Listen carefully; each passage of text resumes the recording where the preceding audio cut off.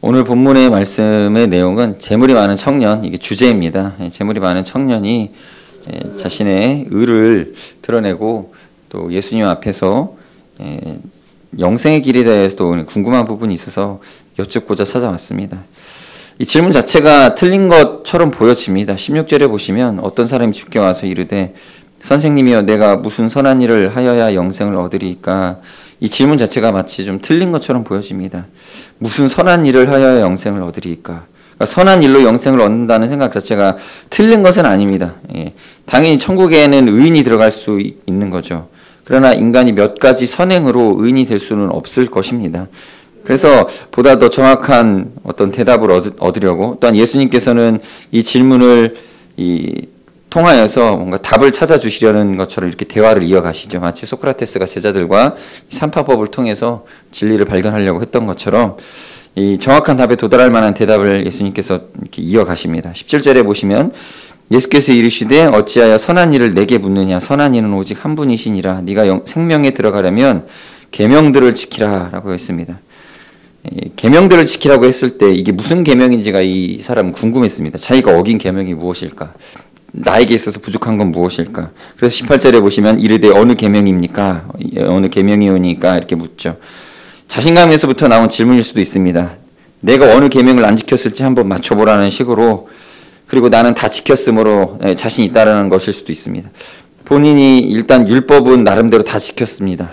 지켰다고 생각을 하고 있고, 그리고 혹시 그 위에다가 추가해서 어떤 선행이 더 필요하다라면 이 선행을 알려달라는 것입니다. 그러니까 이 사람은 지금 크게 청년이 착각을 하고 있는 거죠. 율법에 있는 소극적 범죄에 대한 금기들을 어기지 않았다라는 것이 자기가 율법을 지켰다라고 생각을 하고 있습니다. 율법의 적용이라는 것은 그렇게 소극적인 부분에서 범죄하지 않는 것만을 말하는 것이 아닌데, 마치 자기가 어떤 특별히 따로 선행을 하지 않았어도 악을 행하지 않은 것으로 율법을 지켰다라고 생각을 하고, 그리고 거기다 추가적으로 자기가 에디션 한 거죠. 에디셔널하게 이 선한 일들을 더 추가해서 함으로써 더 의로운 자로서 타당성을 갖겠다라는 생각을 하고 있는 거죠. 그러나 율법의 계명이 그렇게 소극적인 부분에만 미치는 게 아니죠. 내 하나님을 사랑하라, 이웃을 사랑하라, 명령은 여기에 있습니다. 단지 최소죠. 최소 범죄는 하지 말아라 하는 의미에서 율법에서 금하고 있는 것들이 있을 뿐이죠. 여기 무슨 이유입니까? 이게 바로 이 선행과 이웃을 사랑하는 일은 강제되는 것이 아니라 이 사람에게 있어서 적극적으로 이 사람이 실행해야 될 부분이었던 것이죠. 그런데 본인은 지금 율법의 이런 취지는 다 생각도 하지 않고 그냥 율법에 나와 있는 말 그대로 범죄하지 말라라고 하는 부분들, 금기사항들만 만족시킨 것을 자기가 계명을 다 지켰다고 생각을 하죠. 그래서 예수님께서 그가 지키지 않은 부분에 대해서 계명을 말씀을 하시죠. 18절에 보시면 예수께서 이르시되 살인하지 말라, 간음하지 말라, 도둑질하지 말라, 거짓 증언하지 말라, 내 부모를 공경하라, 내 이웃을 내 자신과 같이 사랑하라 하신 것이니라. 10계명 중에 순서대로 따지면 6계명, 7계명, 8계명, 9계명, 그 다음에 5계명 이 순으로 나열한 후에 마지막에 이 종합본으로서 내 이웃을 내 자신과 같이 사랑하라라는 말씀을 주신 거죠. 그러니까 여기서 이 청년에게는 1계명에서 4계명을 다시 되뇌인 게 아니라 1계명에서 4계명은 그대로 놔두시고 그 뒤에 하위 계명들 5계명에서부터 10계명까지의 그 계명들을 다시 열거해 주신 것이죠. 그러니까 무슨 얘기냐면 이웃사랑에 대한 계명들을 이 사람이 지키지 않았다는 얘기고, 쉽게 말해서 하나님을 사랑하고 섬기는 일에 대하여서는 예수님께서 더 언급도 하지 않으셨어요. 그 부분도 부족했겠지만 일단 눈에 보이는 이웃들에 대하여서도 사랑을 베풀지 못하고 있는 이 청년의 이 위법함을 지적하신 것이죠. 청년은 자신이 계명을 다 지켰다고 생각하였겠지만 실은 이웃을 사랑하는 마음이 결여되어 있던 신앙이었죠. 이것은 아마도 당시 바리새인들 또 사두개인들 서기관들의 태도를 본받은 결과일 것입니다. 이 청년에게 있어서는 올바르게 계명을 지키는 위인이 없었습니다. 본받을 만한 어른이 없었습니다. 오늘날 많은 기독교인들의 문제도 여기에 있습니다. 하나님께 대한 열정과 하나님께 복받기 위해 또 하나님께 대한 신앙에 초점을 맞춰서 생활을 하긴 한다고 합니다. 그러나 우선순위가 하나님께 있기 때문에 하나님을 위해서 하는 이런 예배의 예전들은 열심히 하지만 이웃을 사랑하는 것들, 특별히 가족이나 가까운 사람들에 대한 사랑을 등한히 여기는 오류들을 우리가 범하고 있는 것이죠. 그러나 예수님은 우리에게 있어서 이 하나님에 대한 참된 이 신앙의 표지를 이웃사랑으로서 강조를 해주는 것이죠.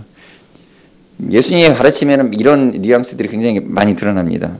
여러분들이 잘 아는 그 고르반의 문제, 부모님께 드리지는 않고 하나님께 드린 걸로 끝났다라고 하는 그런 태도들, 또 선한 사마리아인의 비유에서 드러나 있는 이 종교 지도자들의 그 태도들, 이웃을 무시하고 하나님 앞에 자기 직분을 가지고 있지만 이웃을 무시하는 태도, 또 이 작은 소자에게 한 것이 나에게 한 것이다라고 하시는 예수님의 가르침이라든지 어린아이를 막지 않고 이 제자들을 오히려 나무라시고 이렇게 안아주시는 그 예수님의 태도라든지 이런 것들을 통해서 볼 수 있는 게 무엇이냐면 당시 이 시대 사람들은 하나님을 섬긴다고 하면서 이웃을 무시하는 태도들을 가지고 이 계명을 잘못 지켜나가고 있었다라는 것입니다.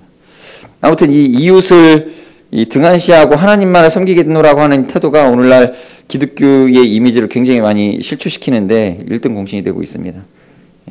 오른손이 하는 일을 왼손이 모르게 하라고 한 것에 대한 가르침을 좀 잘못 생각하는 부분들도 있습니다. 하나님만 알면 되지 하면서 이웃사랑에 있어서는 그것을 표현하지 못하는 약간의 오해가 있는 것 같습니다. 우리는 지혜가 필요한 것 같습니다.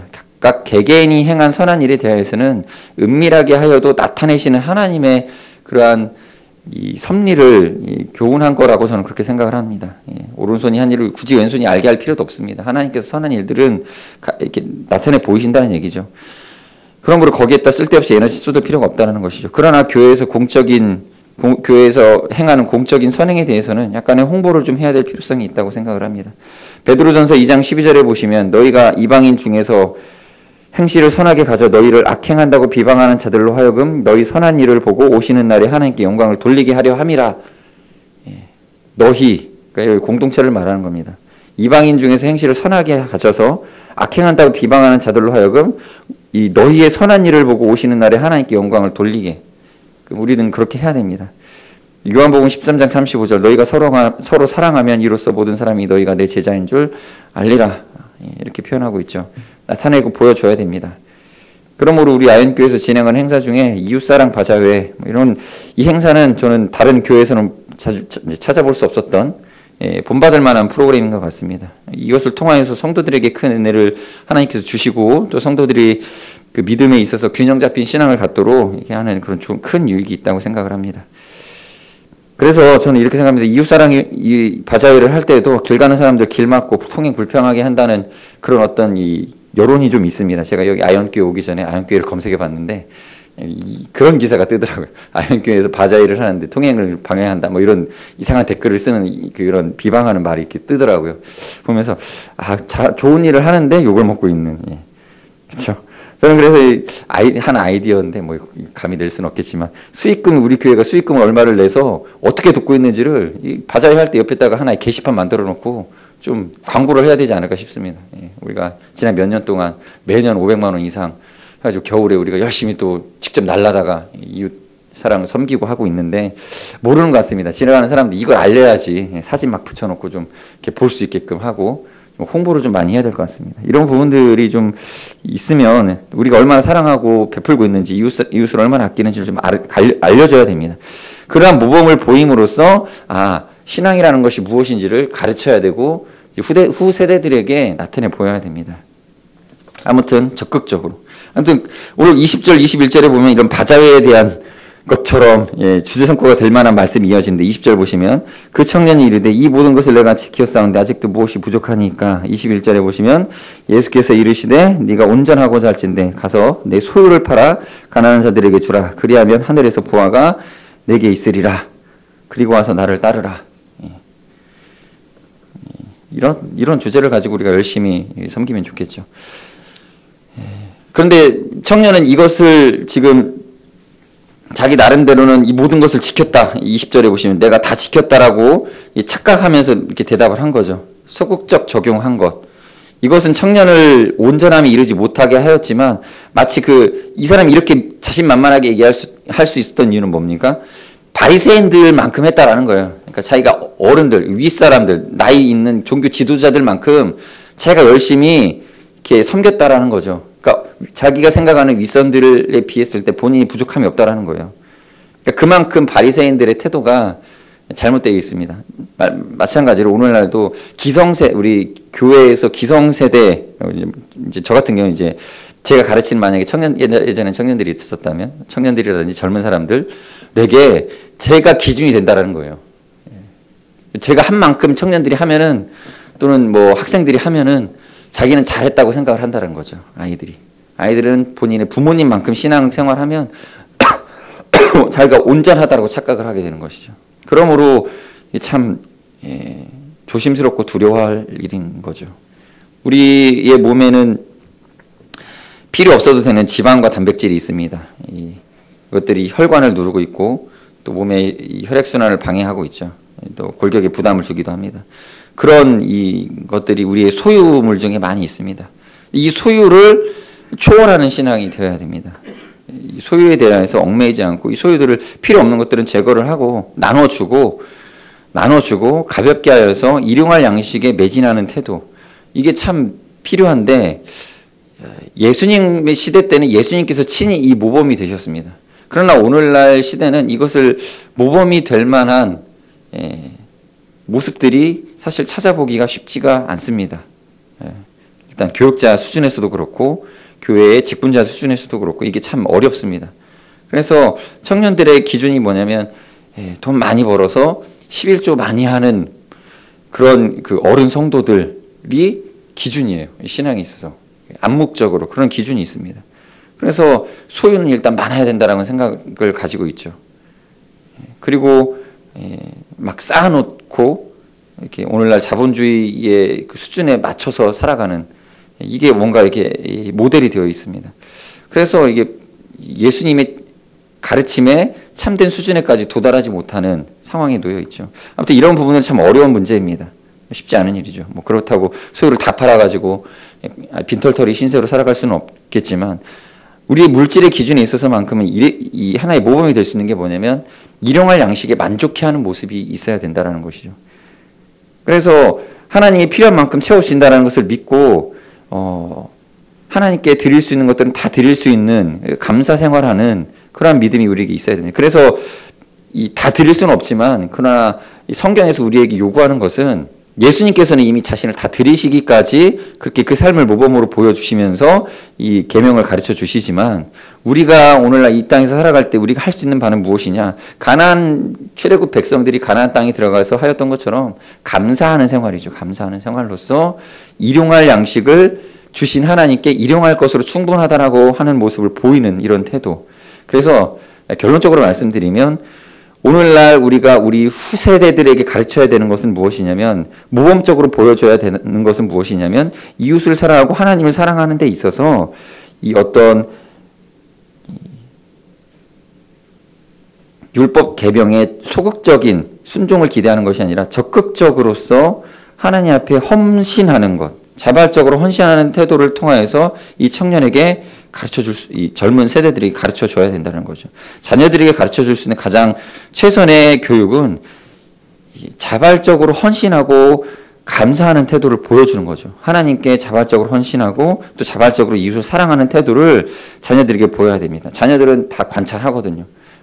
우리 부모님이 하나님께 드리는데 저거 본인의 신앙인으로서의 체면을 유지하려고 드리는 것인지 아니면 정말 말 그대로 어떤 강요 없이 순수하게 자발적으로 하나님께 드린 헌신인지, 이것을 자녀들이 다 느끼고 보기 때문에 이러한 부분을 잘 가르쳐 줘야 됩니다. 그러니까 순수하게 어떤 강요나 외부 분위기나 사람들이 다 이렇게 하니까 휩쓸려서 바나바가 헌금하니까 아나니아와 삽비라가 따라하는 거죠. 그런 분위기 속에서 헌신하는 것이 아니라 그냥 말 그대로 순수하게 누가 뭐라고 하지 않아도 어떤 필요가 있지 않더라도 자녀들이 옆에서 볼 때 우리 부모님은 말 그대로 순수하게 신앙생활 하시는구나 라고 느끼는 수 있는 그런 자발적인 태도, 자유의지 속에서 강요되지 않은 분위기 속에서 하나님을 사랑하고 이웃을 사랑하는 그 계명을 적극적으로 실행하는 모습을 자녀들로 하여금 가르쳐 줘야 된다, 보게 해야 된다는 것입니다. 오늘 본문에서 청년은 22절에 그 청년이 재물이 많음으로 이 말씀을 듣고 근심하며 갔다라고 말하고 있습니다. 이 청년이 헌신하지 못한 이유는 재물이 많았기 때문입니다. 재물이 적었다면 근심하지 않았을 수도 있지만 너무 많았기 때문에 그걸 다 팔아서 이웃을 섬기라라는 게 어려웠던 것이죠. 쉽지는 않습니다. 그러나 우리는 예수님께서 가르치신 바의 그 참 의미를 잘 생각해 보아야 됩니다. 어떤 주위 상황이나 단지 믿음의 선배의 수준에 만큼 이른 자신의 신앙을 만족해하고 자랑할 것이 아니라 정말 예수님께서 십자가 지신 그 최고의 목표치를 향하여서 우리의 신앙의 길을 달려나가야 됩니다. 특별히 자발적 헌신으로서 그게 나타나야 됩니다. 그리고 그것을 자녀들을 위하여서 신앙의 선배로서 보여주기 위한 그런 노력도 필요한 것이죠. 신명기 11장 19절에 20절에 이렇게 나와 있습니다. 또 그것을 너희의 자녀에게 가르치며 집에 앉아 있을 때든지 길을 갈 때든지 누워 있을 때든지 일어날 때든지 이 말씀을 강론하고 또 내 집 문설주와 바깥 문에 기록하라. 이러한 이 가르침을 우리가 본받아서 가르쳐 줘야 됩니다. 그리고 우리의 선한 생활과 행실로서 나타내 보여야 되겠습니다. 이러한 자율적으로 하나님께 우리의 삶을 드리고 헌신하는 것을 통하여서 신앙의 어른으로서의 역할을 감당하시는 우리 성도님들이 되시길 바라겠습니다. 같이 기도하십시다. 오늘 두 가지 기도 제목 드리겠습니다. 첫 번째는 우리가 하나님을 사랑하고 이웃을 사랑하라는 이 계명을 적극적으로 실천하는 참 신앙인이 되게 해달라고 기도하시고, 두 번째로는 순수성과 자율성을 내포한 참 신앙을 자녀들과 후배들에게 본으로 보이는 감사의 생활, 감사의 믿음의 생활을 하는 선배가 되게 해달라고 이 두 가지 기도 제목 가지고 같이 기도하시겠습니다. 기도하겠습니다.